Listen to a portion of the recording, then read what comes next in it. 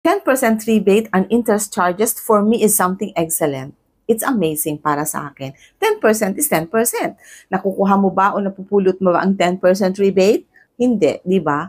Kaya siya remarkable.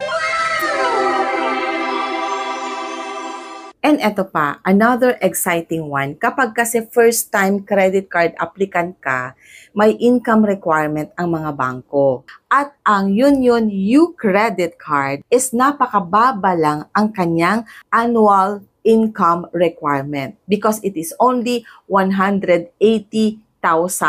Yun ang requirement ng Union U Credit Card sa iyong annual income. So, ang ibig sabihin ng 180,000 annual income requirement is sumasahod ka more or less 15,000 a month. So, kapag meron kang sinasahod na 15,000 a month, pasok ka sa pag-a-apply dito sa Union U Credit Card ng Union Bank. At ang gusto ko pa dito sa credit card na to, since hindi siya points and rewards earning, hindi siya complicated.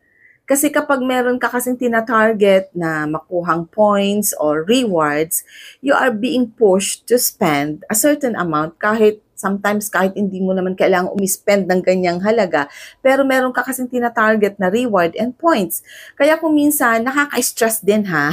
Kaya ito, yung credit card na to, gustong-gusto ko. Kasi I feel stress-free whenever I use this card.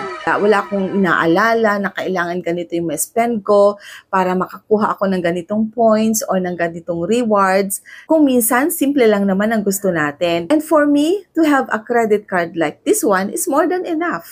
Ganun lang, simplified version.